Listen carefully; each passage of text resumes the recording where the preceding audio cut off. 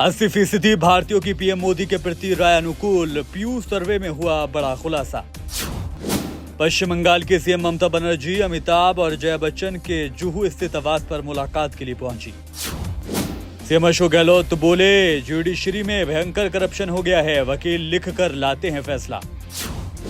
8 पार्टियों का सम्मेलन कल से शुरू होगा, देश में एक विकल्प बनने का पूरा भरोसा, बोले शरद पवार।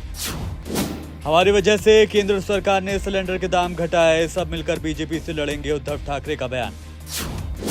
हमारे पास पीएम पद के लिए बहुत सारे विकल्प हैं, लेकिन बीजेपी के पास मोदी के अलावा क्या है, बोले उद्धव ठाकरे।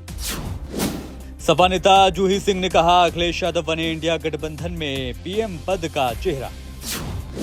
राहुल गांधी और खड़गे की मौजूदगी में कर्नाटक सरकार ने लॉन्च की गृह लक्ष्मी योजना। हमारी सरकार के 100 दिन पूरे, हमने अपने वादे भी किए पूरे, कर्नाटक में बोले राहुल गांधी। गाजियाबाद कोर्ट में वकील का मर्डर, चैम्बर में घुसकर हमलावरों ने मारी गोली।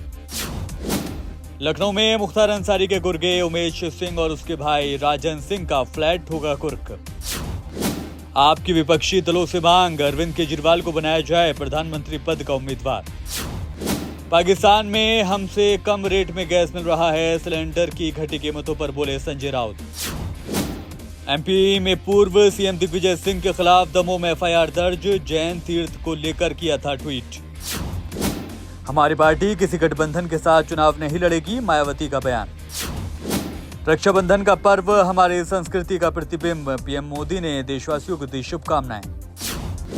लोकसभा से निलंबन मामले में अधीर रंजन चौधरी आज विशेषाधिकार समिति के सामने बयान दर्ज कराने पहुंचे। महाराष्ट्र पुणे में इलेक्ट्रिक हार्डवेयर शॉप में लगी आग, 4 लोगों की मौत की खबर। बॉलीवुड स्टार शाहरुख खान माता वैष्णो देवी के दर्शन के लिए पहुंचे कटरा।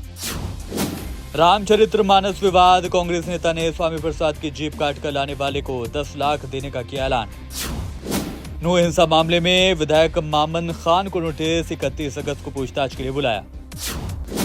असम में उफान पर ब्रह्मपुत्र नदी, मोरीगांव जिले में बाढ़ से कई गांव जलमग्न। बिहार सरकार ने स्कूलों में छुट्टियां घटाई, 23 से घटाकर 11 की गई छुट्टियां। और बिहार में भीषण सड़क हादसा, ट्रक से टकराई स्कॉर्पियो, 7 लोगों की मौत।